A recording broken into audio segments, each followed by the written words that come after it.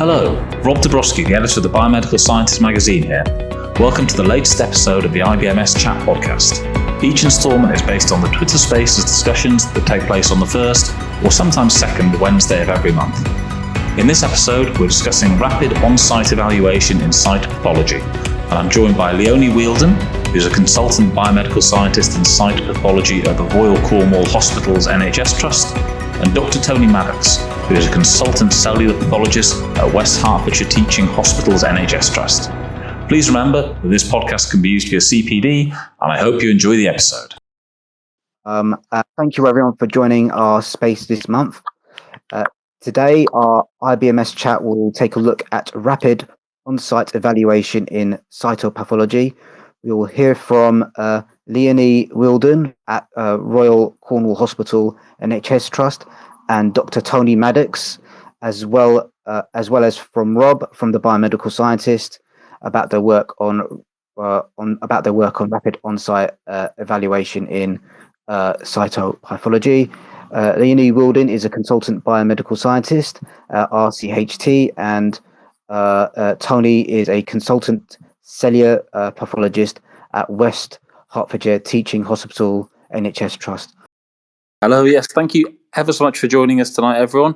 Please do interact with us on this. You can click the little speech bubble at the bottom of your phone to join in. You can ask questions like that, or you can ask to become a speaker and speak verbally if you'd like.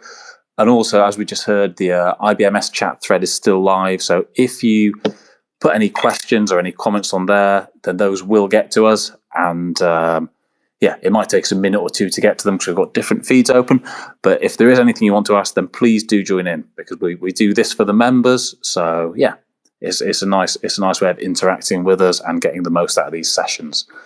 So first off, Leonie and Tony, thank you so much for joining us tonight. It's incredibly appreciated, especially at 8 o'clock on a grey Wednesday night. No problem. Hello.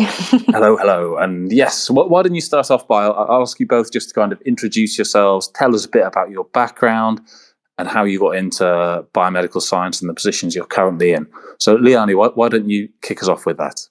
Okay, so good evening, everyone. My name is Leonie Wheeldon, as we've already said. I'm a consultant biomedical scientist in cytopathology down at the Royal Cornwall Hospital. We've actually got some sunshine here this evening. I've stolen it from you. Yeah. And I started in cytology actually in South London in Sidcup. And I kind of fell into cytology, really, not really knowing much about the discipline when I first applied for the job role. Also turned up late because I was stuck in traffic on the M2. But fortunately, the managers there saw something in me, and I'm so glad that they did, because actually I really fell into cytology. I loved everything that was about it. It really invoked a passion within me. And so that was back in 2005. Since then, I returned to Cornwall in 2010. So I'm from Cornwall originally, as a senior biomedical scientist, and I've done sort of all my IBMS qualifications, so the HSDs, the DEPs, and most recently I finished the ASD in 2021. Throughout that time, I've been involved in rapid on-site evaluation in clinics to a variable degree. It started initially when I was a trainee biomedical scientist, what feels like many years ago now, just going along and making good preparations for FNAs, so not actually looking at the sample, just making good preps for interpretation. And I had a lot of training from Imperial College London, where I did my master's, from Roberto Dina, who was also very passionate about cytology and FNA, and that's where I kind of learned that you could actually do more than just prepare the samples, you could actually assess them in the clinical setting. So I sort of took the skills that I learned in London and brought them back down to Cornwall. And it was whilst I was in a endoscopy clinic training some endoscopy nurses on how to best prepare bronchial brushings and esophageal brushings for liquid-based cytology, that I kind of randomly bumped into a radiologist and a respiratory physician who were wanting to start up an EPUS clinic at the time. And we got chatting, and they said, oh, actually, to help our learning, providing an assessment of the samples there and then would actually be very valuable. So it started, in 2010 with about 30 patients in respiratory to now nearly 500 patients a year. We've expanded to quite a very comprehensive rapid on-site evaluation service that we provide down here for our patients. Brilliant. Thank you so much, Leonie. And Tony, if you want to give us a brief introduction to yourself and how you started in your career and where you are at the moment, that would be fantastic.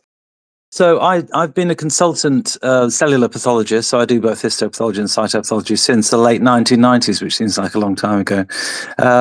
But my training just before that was at the Royal Free, and I was my sort of interest and passion in cytology was ignited by Alistair Deary, who, those of you remember him, was an interesting character and still is. I think he's moved to the Hebrides now, but he was a passionate cytopathologist.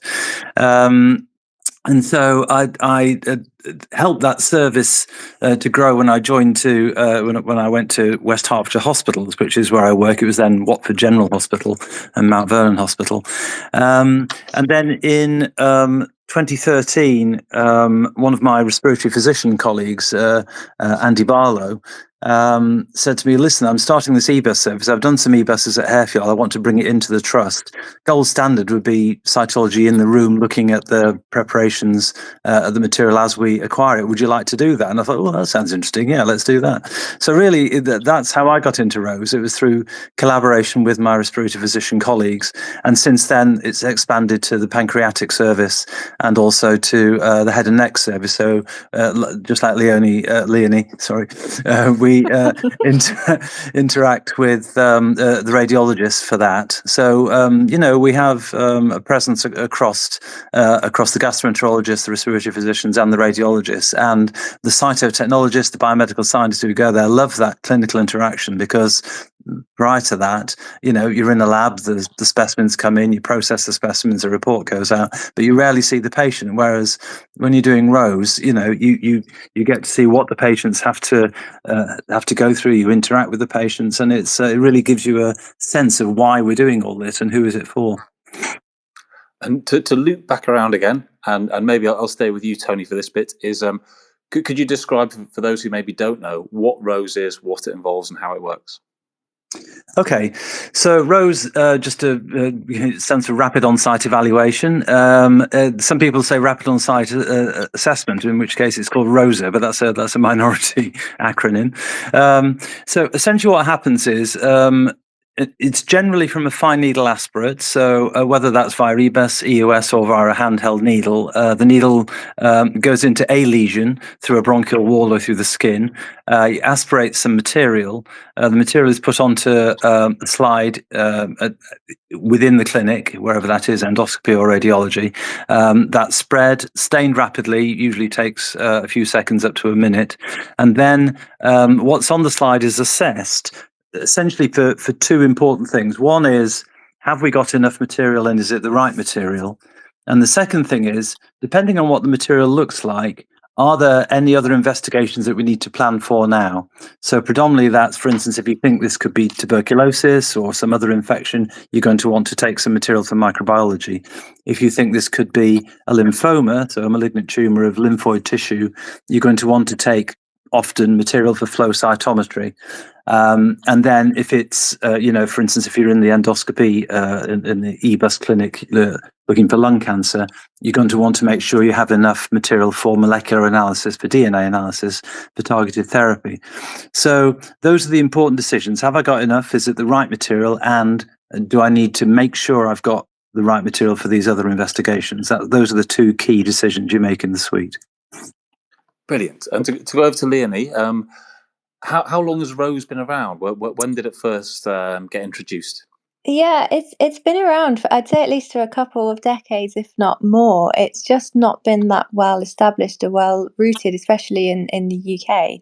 And it certainly practice sort of varied. As I mentioned earlier, some places they would go and just help with the preparations. Other people would sample areas and provide like a preliminary report if they were a consultant pathologist. In terms of biomedical scientists providing rapid on-site evaluation, I'd say that is fairly new, certainly within the last sort of 10 to 15 years. And I think there's an emergence of established clinics rather than just ad hoc, a clinician phoning you up saying, "Oh, I've got this patient, could you come down and help me?" They're actually established clinics with lists that you're informed about how many patients you might be seeing on that day, and there's a far more collaborative and managerial involvement to making it a more robust and known service across hospital trusts. It's still not that widespread across the UK. There were some surveys a few years ago, in 2019, that actually showed in the UK that only 38% of trusts were providing some kind of ROSE, and most of those it was in head and neck. So it wasn't the whole breadth that Tony was talking about, sort of lung, head and neck, pancreatic. Most centres were providing it for head and neck lesions.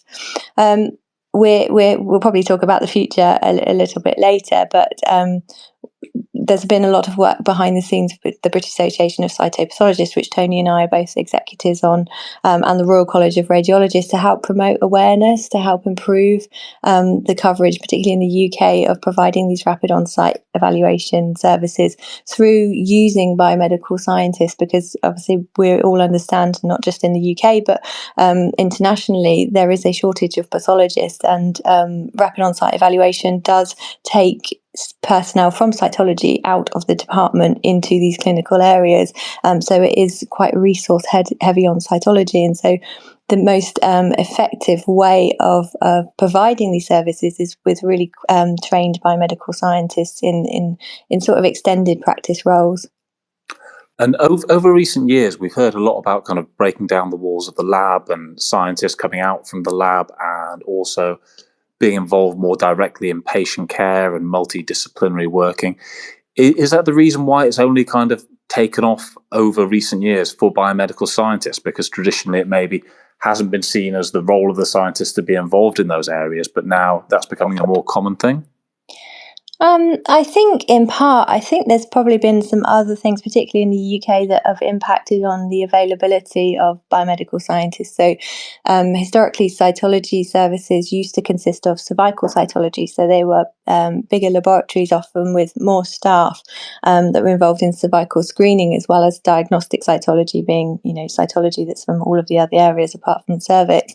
And the centralisation across the UK of merging 80-odd laboratories down to 8 laboratories had a significant impact on how much cytology services could provide these extended clinics and things, because they were dealing with the centralisation. And I think that has significantly impacted on biomedical scientists being available to be trained to go out into those clinical settings. And you spoke about the boundaries before.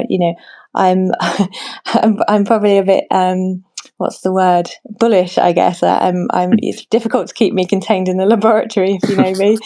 So I was always, wanting to get out there and speak to them. And it started with getting good sample preparations. And as soon as you make those links with the clinicians, getting out of the laboratories, they can actually really see the value of not just cytology, but actually that collaborative relationships to improve sample quality, to improve turnaround times, to improve patient pathways, and it's those initial engagements with the clinical teams that have actually led, from my experience, to the rollout of additional biomedical scientist roles, and having the we were talking about it's only recently that there's actually been training programs and qualifications through the IBMS for biomedical scientists to do these things. These things didn't exist historically, so it was also why you ended up with single centres doing things based on experience that were left behind after the centralisation.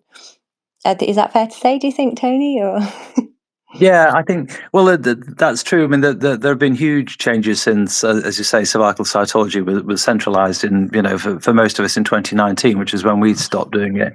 And, we had quite a big lab, and so there was a pool of biomedical scientists who, and we've been doing ROSE since 2013. So there's a pool of biomedical scientists who could go and do that. But then when the cervical cytology centralised, sadly, a lot of people actually left the service, or moved elsewhere or moved to different parts of the health service. So it did make things rather more difficult. But as Leonie says, that there is now an actual qualification, at specialist portfolio level, which covers head and neck and EBUS and pancreatic EUS, and so there are the opportunities to actually get a qualification which will be portable.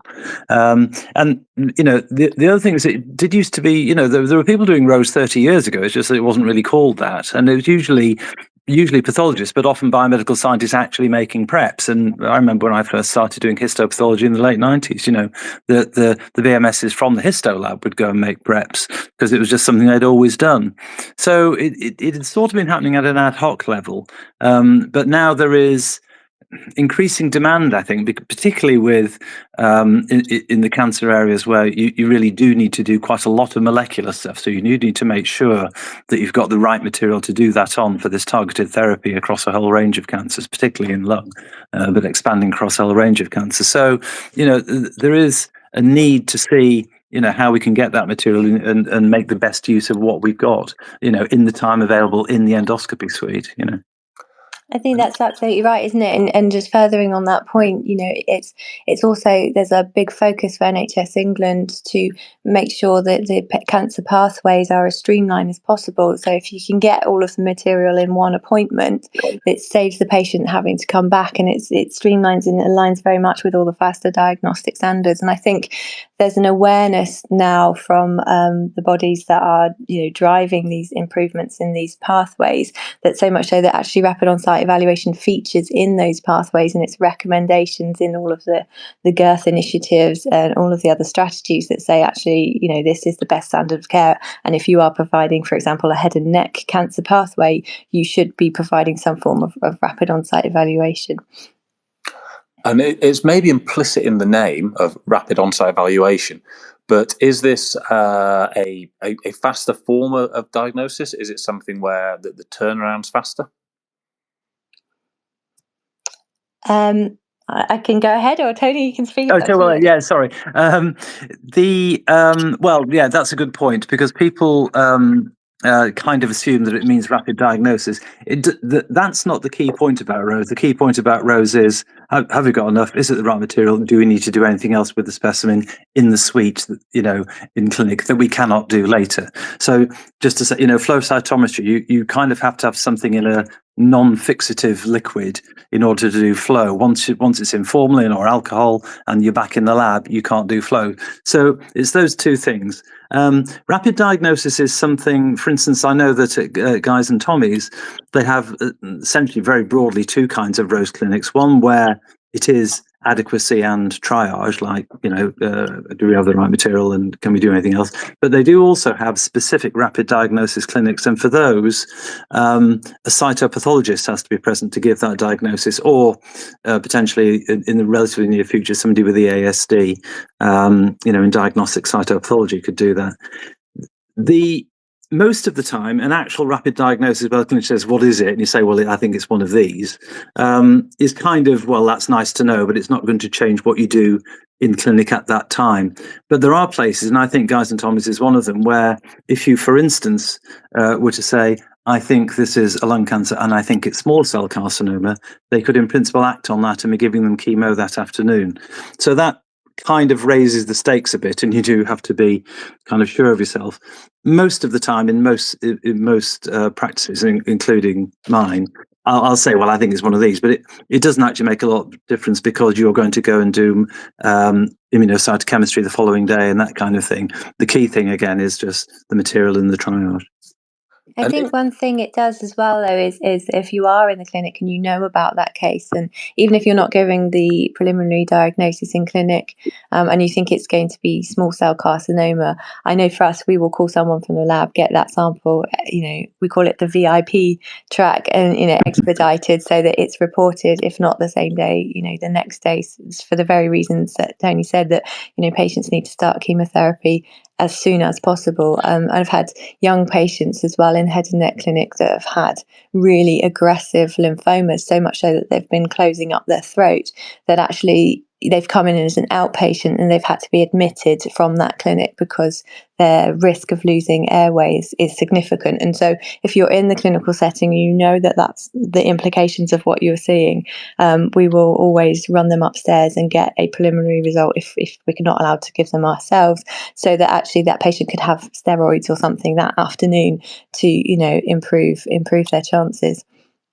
And is getting enough material a challenge? You mentioned about how you need to get more than you would for some other kind of forms of biomedical science. Oh, it can be, can't it, Tony? It certainly can be.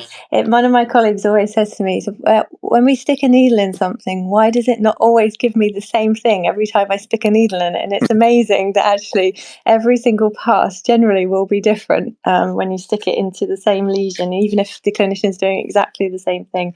And sometimes it can be challenging.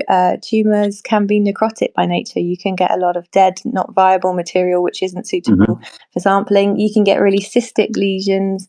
You can get sometimes it can be really challenging, and for whatever reason, sometimes you'll get tumours and they just do not want to give anything away, and you're having to increase the suction. So all the time that you're in this clinic, you're communicating with the clinicians to try and help them to improve what they're doing and their technique to improve the way that you're sampling. So if you're not getting viable sample, you say, is there another lesion? Is there another area of the lesion that's not so necrotic, so actually we can get a really, really good sample?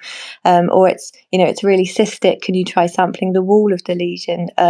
There's not much coming out of the needle. Could we try increasing suction to encourage more sample to come out? So there's a constant dialogue going between yourself and the clinician, with the key goal of actually making sure you get really good and sufficient amounts of sample.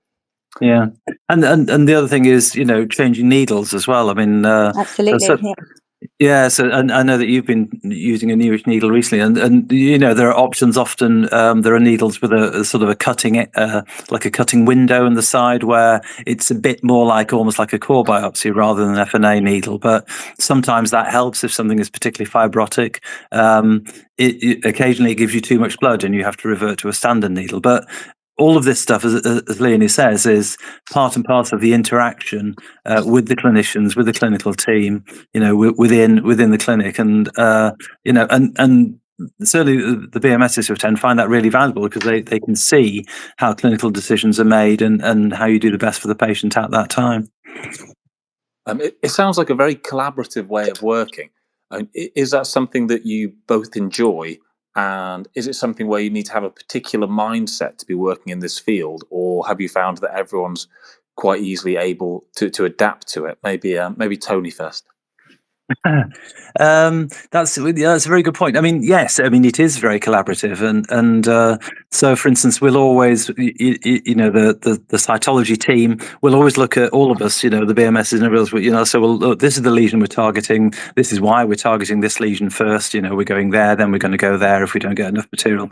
So, so they understand the clinical background, and my physician and radiology colleagues will happily talk them through why the imaging suggests we do this rather than that. The flip side of the coin, of course, is that, and I'm sure Leonie can fill in about this, is that occasionally things, patients actually get ill in clinics for a variety of reasons, and things can be really quite challenging, and there can be some adverse incidents, not because of anybody's fault, just because these are patients who often already have something possibly serious wrong with them, and it's an investigation where you're putting a biggish tube through the vocal cords, for instance, if you're doing EBUS. So there are challenges in terms of actually things might be difficult to cope with. So the kind of governance of all of that, and how you talk amongst yourselves when the patient is there, and how you introduce yourself to the patient, and how you cope when things go very well or don't go very well, are all really important. Yeah, I completely agree, Tony. I think there are key attributes that staff, certainly when I'm looking for staff in my service, that I look for those traits and those attributes. And one of the biggest things is awareness of your limitations. And in a completely different environment to what you're used to working in. In the laboratory, everything's kind of very controlled.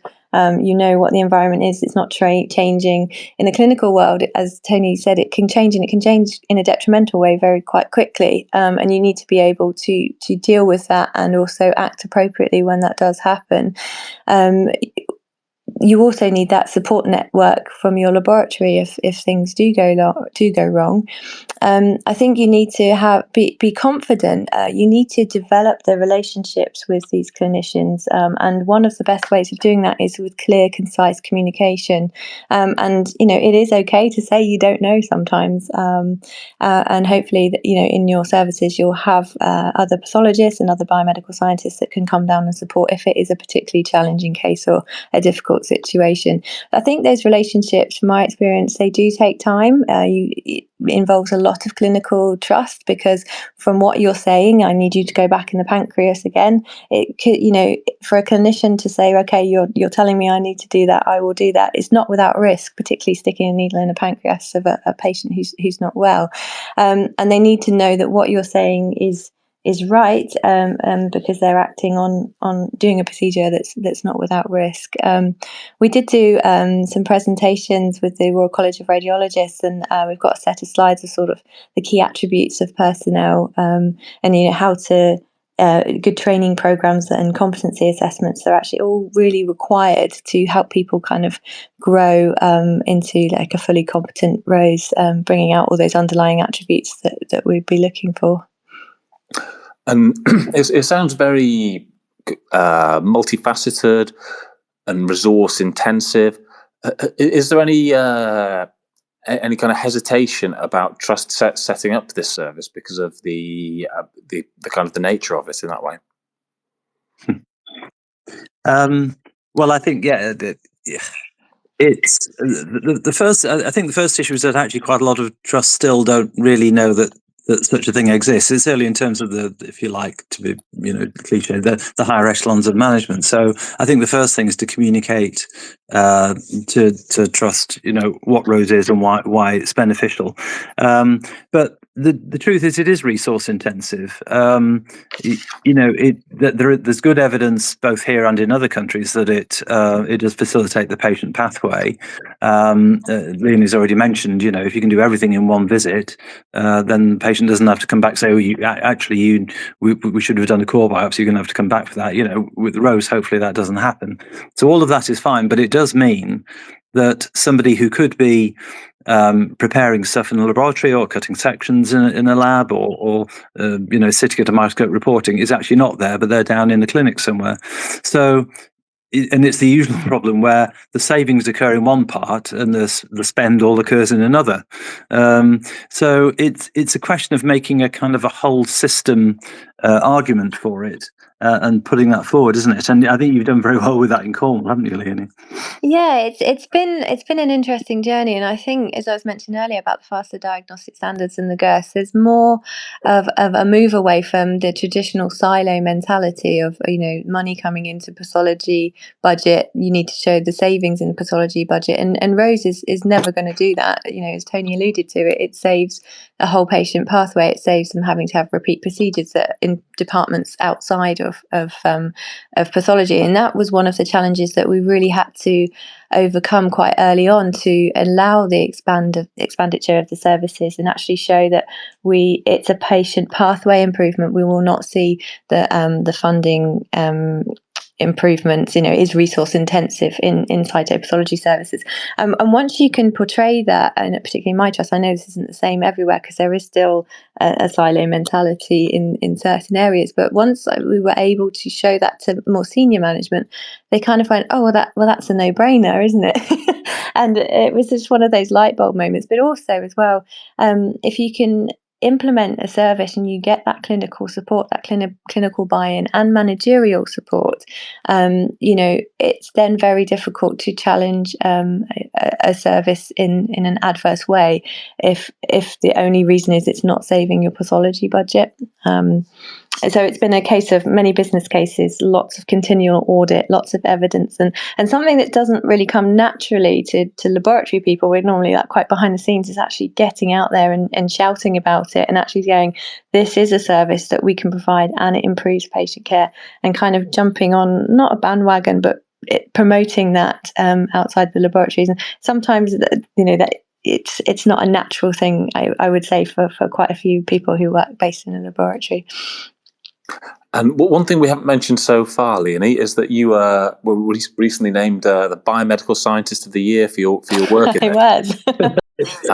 So please do blow your own trumpet here and tell us what you did to get that accolade. I just told you I didn't like doing that kind of thing. Sorry. I'm joking. No, it was a lovely surprise, and I was nominated by Tony and Sue Mihu from the British Association of Cytopathology, and for me, I was a complete shock because all these years it's just felt like something I've been really passionate about. So it hasn't, yes, it's been hard work, but it's been enjoyable, and been working with clinicians, seeing the results for patients, seeing biomedical scientists grow and develop, enabling opportunities for people, and sharing that passion, and getting people engaged with how powerful cytology can be if it's utilized in the right way. So it was a lovely experience and surprise to see those efforts had been recognized, and for me the most important thing is actually doing things like this podcast, doing things like different articles, and engaging with people from all over the world, coming from different areas, because different people in different countries provide rows in different ways, and they can all bring something, and actually all it's doing is raising the profile of cytology services, and what it can do to impact and benefit patient care. So the award in itself was lovely. It was really, really nice. But the thing that I'm most excited about is raising the profile of cytopathology across pathology, across hospitals, across different trusts. Well, it's very much deserved, Leonie. Thank you. And I'd be interested to hear from you both, but maybe Leonie first, seeing as you're speaking at the moment anyway, on how the service has developed, because it sounds so kind of multifaceted, like there's so many different areas it can go into. Presumably you didn't start with the same rows setup you've got now. That must have developed over a number of years. Yeah, so the service at Royal Cornwall Hospital, as I said, started as a kind of bumped into the respiratory physicians as they were starting up their EBUS clinic for lung cancers, and it was only about 30 patients a year, and it was very much just myself with the clinical lead pathologist at the time, kind of supporting along the sidelines there, and then it was it quickly picked up, and ears pricked up about how this person comes out of the lab and looks at the samples, and I'm learning really quickly as a clinician, learning a new technique, but actually my patients get the results by the MDT, and the patients get the results faster, and hang on a minute, how come we don't have this in our service? Because clinicians talk to each other, and so from that point, pancreatic EUS kind of said, well, you've been doing it for lung, why can't you come and now do it for pancreas? And I was like, okay. So obviously working alongside the pathologist, we rolled it out for pancreatic lesions. And then the head and neck radiologists got involved, saying, well, hang on a minute, you're doing this for pancreatic. So, and initially, as I mentioned earlier, the cervical screening program was being centralized at that time. So they were incredibly busy years. And I knew that I had to have more than just one person providing a service, because it wasn't robust. But unfortunately, the gynae cervical cytology was extremely time consuming. So that did delay the initial rollout of training, having the time to train other people.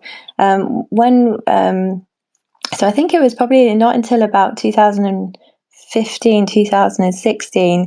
So it was myself and another pathologist initially that we then looked to the future, saying, well, actually, cervical cytology services are going, and we need to retain staff before we lose them, and make sure that we're, using these valuable skills in the right ways. And so we made a really big push to make sure that we could write these business cases to then retain staff before the closure of the cervical cytology. So we trained our biomedical scientists, band 6 biomedical scientists in EBUS, and that then led to training histology biomedical scientists, because it became so busy and so popular, particularly with head and neck. So I was being pulled away from EBUS more into head and neck roles.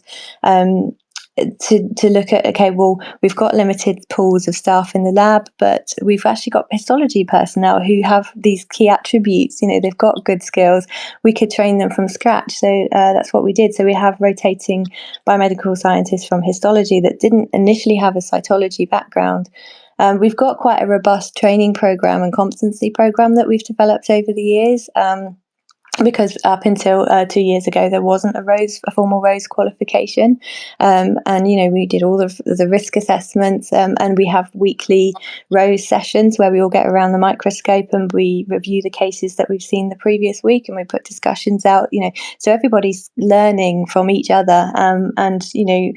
It was really interesting in the initial stages because people were like, oh, I've got to go out into the lab. And it can be quite a daunting experience. It can be quite a pressurized environment. And one of the most interesting things that always sticks with me is one of our biomedical scientists went kind of quite shy. And I used to say to him, you need to speak up. You need to speak clearly. They need to be confident in what you're saying. You can't talk quietly, in the corner of the room. And we had a bit of discussion and a debrief afterwards as to, what was going on, because he was doing so well in his training up until that point.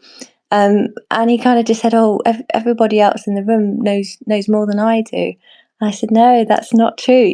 Everybody else in the room knows everything about what they're doing. You are the expert in the room about what you're doing.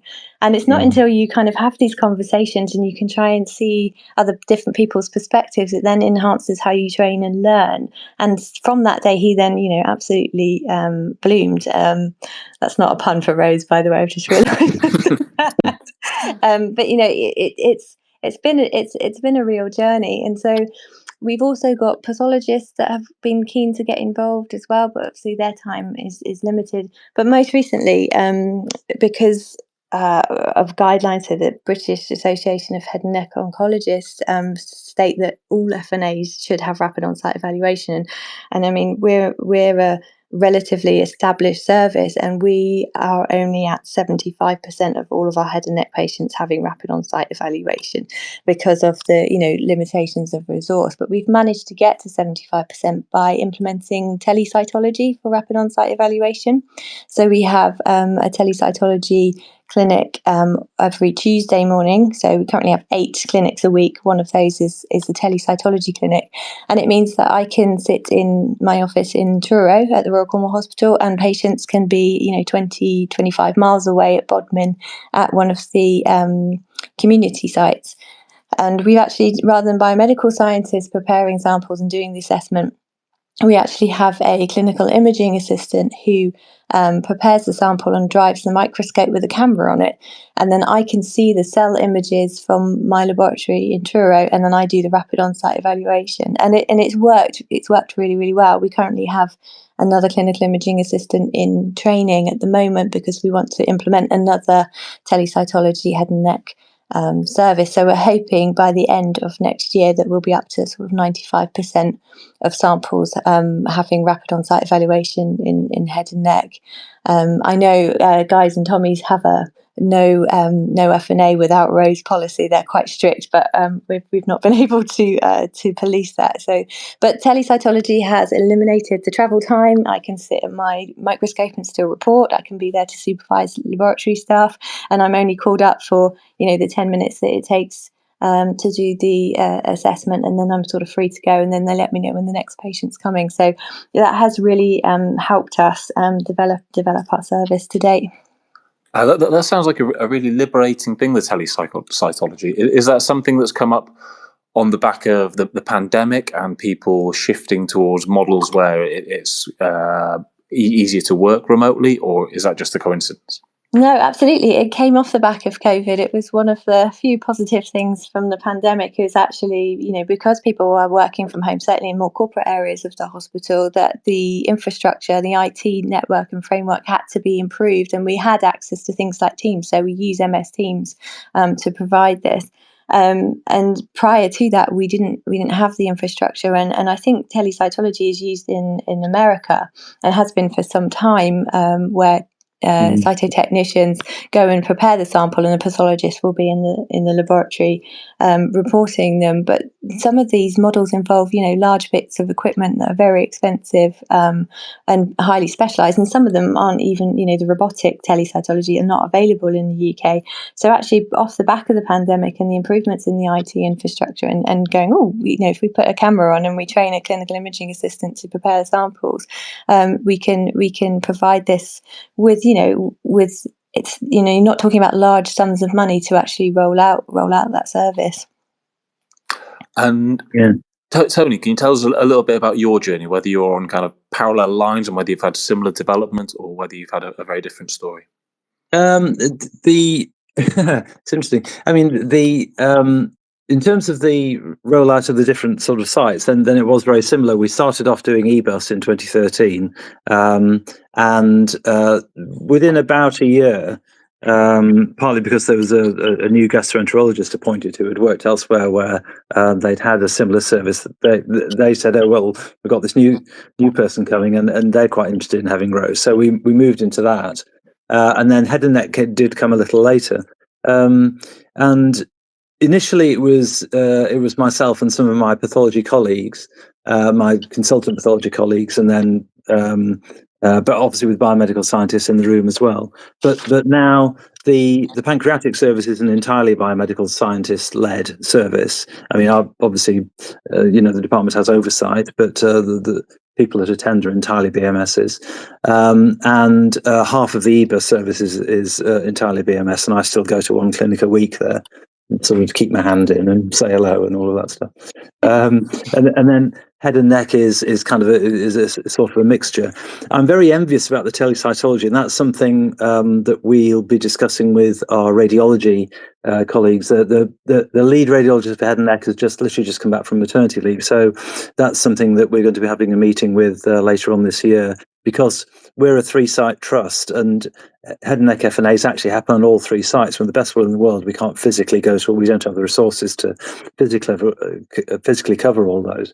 So telecytology is the obvious solution to that. And as Leonie says, I think the Memorial Sloan Kettering in New York, they do Rose for lots of hospitals up in upstate New York, entirely using that technique. So that's definitely the way to go, particularly in multi-site trusts.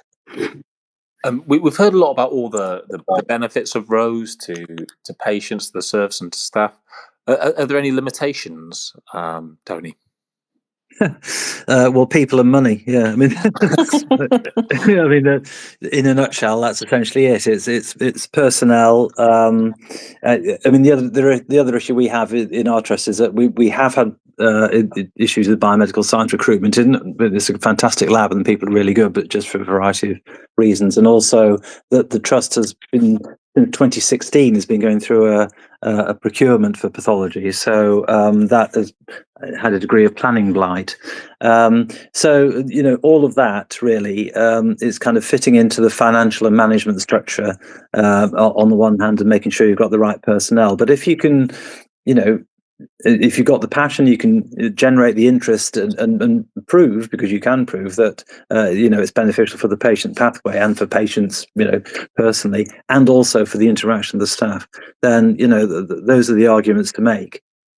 I think as well, one of the biggest challenges I had initially, particularly in head and neck, was it can increase the time in clinic. Because and when you've got a very busy list, ultrasound list, and you're there saying, well, actually no, we need to do a biopsy now, so that's going to prolong this appointment for another 5 to 10 minutes, and now we need another sample for flow cytometry. That can be a challenge initially, because the clinician is pressured to get through all of these patients on a list, and you're extending the appointment time, which they don't have. So there is that can be a barrier in some places where there's a reluctance to do all of those procedures in one appointment, because it does prolong that initial time. So it's very much going on that whole bigger picture, saying, well, actually, yes, it may take longer initially, but they're not having to come back for an entire repeat appointment, which is going to increase your waiting list time and also increase the amount of people that are coming through your clinics. And that takes time to develop, because there can be resistance to that. I mean, it sounds like one of those situations where once you've got over that initial resistance, and I suppose you need to show the value of the service, but it must be quite tricky to persuade people in the first place that, you know, once they've done this initial investment, things will improve. Is that a hard thing to evidence? It can be, but I think it's one of those things that the proof is in the pudding, and they actually see it, and it comes with that collaborative working and building trust. And I know one of our head and neck radiologists was quite resistant because of the time pressures initially, but as soon as you're saying, well, actually, I think this is a lymphoid sample, and I think this, they need to have a biopsy now, rather than having them come back in 2-3 weeks time and they've missed a couple of MDTs and it's delayed their diagnosis by 2 to 3 to 4 weeks in some circumstances. They could actually see the value. We're all here doing our jobs for the patients, and they can see the benefits not just to themselves and their own waiting list, but also to the key benefits to the patient, and they really engage with that. I think the other thing is that if you speak to clinicians who have a road service, none of them will want to let it go. And my spiritual physician colleague, he made a very good analogy. Actually, he said, "Well, it's like a digital camera versus a film camera. With a digital camera, you take a picture, you can instantly see what the picture's like. That's not very good. That's the back of somebody's head there. I want to take that again. Whereas with a film camera, you have to wait a week for them to come back. And I speak as somebody who actually owns 3 film cameras, but that's a good analogy. It's a way of describing it. So you know immediately what you've got and what you need to do with what you've got and whether you need to do it again. So anecdotally, the more people that actually have the service, I think that will build its own momentum. But you're right, you do need to make the case first, and you need to make the case with some numbers, and say, well, here's X patients, and in fact, Y of them didn't have to come back because we took the right stuff at the right time. So that's, you have to do an initial pilot study with an audit effectively, and say, well, look, here's the results. Let's do this bigger. Yeah, and our initial audits before rapid on-site evaluation for head and neck patients were showing that actually 42% of patients were having to come back for a repeat procedure, and that's a significant number. Yeah. Oh, definitely, and we've touched on it a little bit, but how widespread is ROSE both in the UK and you've mentioned the US a couple of times? Is it something that's being increasingly rolled out in the UK, and is it something that's already there for the most part in America, Europe? What's the UK and the kind of global situation?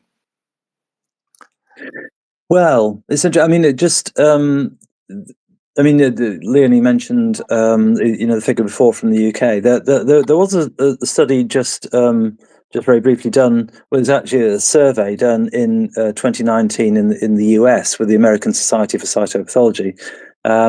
They got about a 20% return on the survey. So, that's clearly not every hospital in the US. But certainly of those, almost all of them offered some kind of ROSE service. And the hospitals that had more than about 15,000 cases a year, which is a pretty big, they had dedicated ROSE services. So they had people whose entire job, I think John Hopkins in Baltimore, which is of course is a world-renowned hospital, but they have about 8 cytotechnologists or BMSs, and all they do all week is ROSE 40 hours a week. So it is pretty widespread. I think in pancreas, if you speak to the pathologists in the US, they say most centres that do pancreatic EUS actually have a ROSE service. So it's pretty well established. And also in Europe, places with remote hospitals like in Scandinavia, up in the wilds of northern Norway, they've had some kind of ROSE services for, particularly with telecytology, actually for a decade or two. It's clearly patchy, and I think in the UK we're possibly a little behind that curve, but I might get the impression there is a bit of a momentum there. I think so as well, and it all depends on the model of your care system as well as to how you implement ROSE. What's been really interesting is speaking to colleagues in Spain, and actually pathologists there will actually take the sample from the patient, so they'll perform the ultrasound and the FNA, and so their clinics are very different in the fact that rather than a radiologist or a clinician taking the FNA, the pathologist will take the FNA, and then the cytotechnician or biomedical scientist will then not just do the rapid on-site evaluation, but they'll also attend to the patient, consent the patient, do wound care, do dressings, communicate with the patient, and almost the roles that our clinical imaging assistants do. So I think what I'm learning over time, and particularly more recently, was engaging and talking to people, is actually there's no one model that is the only right way. There's lots of different ways and it's very malleable and adaptable to provide a rapid on-site evaluation service to improve your existing services in your hospitals. And how do we improve the number of centres in the UK that are providing ROSE, whether it's kind of courses, qualifications, training resources, webinars? What do we need to do, Leonie? Brute force and determination. No. It's been, Tony and I have been on a mission for the past, what do you think, 5 years nearly? Yeah, something like that. And it started with, okay, we need a qualification, because if biomedical scientists are providing this, people need that confidence and reassurance that actually biomedical scientists can step out in the lab and do this. And for new people coming into this service, a qualification is a really good way of evidencing that. So we wrote the qualification, and we engaged with the Royal College of Radiologists. We've also engaged with other bodies in terms of guidelines and promoting best practice and raising awareness of rapid on-site evaluation services.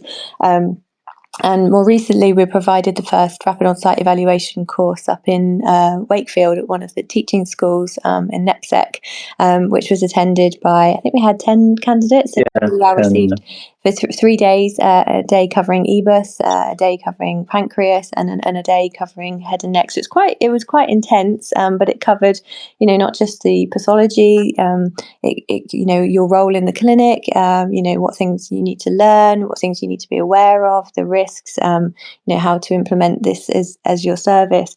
And I've certainly had people come down to have work experience with me. They come down for a week to experience all the rapid on-site evaluation clinics. I'm happy to speak to people on the phone. I've got some other people that want to set up a telecytology service across the UK. So there's not a formal infrastructure, which is kind of what we were hoping initially. We could make a pilot study and get involved with cancer alliances and sort out proper funding to implement a service, because you can't just have the cytology department say, right, I want to do this service. You need to have the radiologists involved, you need to have the management involved, you need to have the clinical support before it'll even get off the ground. So it's I'm seeing it as a slow culture change. I mean, Tony, I don't know if you want to add to that to help promote ROSE across the UK. Yeah, I think that's it. I mean, I agree. We're thinking maybe there'll be some way we can actually roll out a national program. And it will start on this date and have a big announcement and stuff. But that's been quite difficult. And as you say, we've had interactions with cancer alliances and things. But I think the fact that there is a qualification, the IBMS is a crucial thing. I think the fact that there's clearly interest, the fact that we're offering a course for that, I think it's going to be a bit more of a slow burn, but I hope that there will be a bit of acceleration in the middle. There'll be a kind of an S-shaped curve, hopefully, where it kind of takes off, and the more people that do it, and the more benefit there is, that will provide its own positive feedback loop, I think. And it's quite a basic question, but if people are listening and they're thinking, this sounds great, I would like to do a qualification in ROSE, what should they do? What's their first step? Well, Leonie, do you want to, because you're on the SAP, aren't you? Yeah. So I think if you're in a centre that doesn't actually provide ROSE at all and it's completely fresh, I would try and get to your nearest hospital that does, and just go and observe, get a feel for what it's like to be in that environment. Because I've got some members of staff and actually think that no, it's not for me. I don't want to be in the clinical environment. I don't feel comfortable in that environment. So I think if you're completely new to it and you've never seen it before, you need to get some kind of initial exposure to observe some rapid on-site evaluation clinics. I think before you've even done that, you need to have the support from your managers to enable you to be released for training. And think about, how would you best do training? I know telecytology we've talked out from a providing clinic side of things, but actually it could be a really good training resource. You could remote supervise with telecytology. So you need to explore, and how would it fit in your service, I think is probably a really key point. Is actually looking at, have you got connections with head and neck? Do you have that service on site, or like Tony's mentioned, is it on a different site? Would that make it more challenging? Have you got something that is, you could, as an inlet almost, are they looking at setting up an EBIRTH service in your hospital? Have you got another way in actually is with consultant sonographers. So, we've seen advanced consultant roles in biomedical scientists, but on a parallel in radiology, there's radiographers who are, doing these extended roles. And so they are taking the FNAs and the biopsies that the consultant radiologists used to do. And, they're quite often key people working on, getting a service in and piloting a service. So you need to get out of the lab and make those contacts, or almost engage in the MDTs as well. And as Tony mentioned earlier, you need a baseline to show what your laboratory service currently provides, and how many times is it not just adequate samples, but are you getting adequate and sufficient samples so that the patient doesn't have to come back?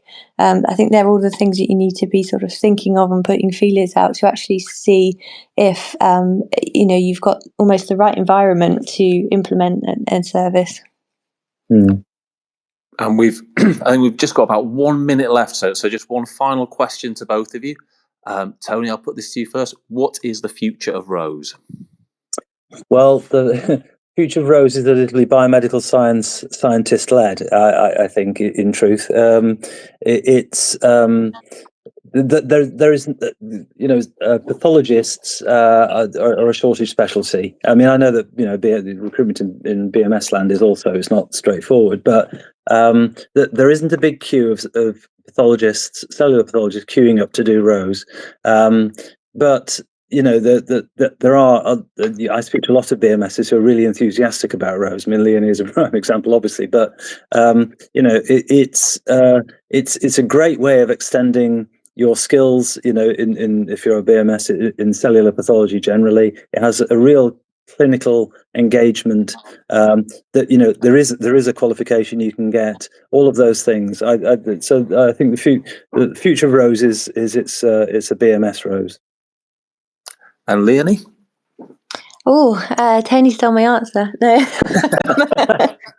The future of Rose is more places adopting it across the UK, and it becoming standard best care practice.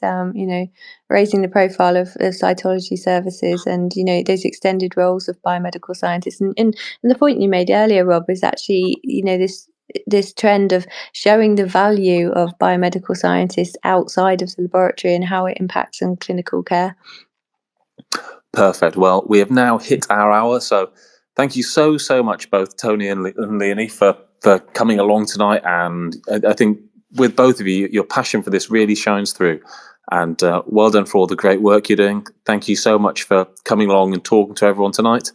And thank you to everyone who has come along to listen. Hope you enjoyed it. Thanks for inviting us. Yeah, thank you very much. Oh, an absolute pleasure. Thanks. Oh, one final thing to mention, which I almost forgot. In the current issue of the magazine, if you turn to page 14, then you'll see a lovely article in which Leonie was interviewed, how diagnostic cytology improves patient care.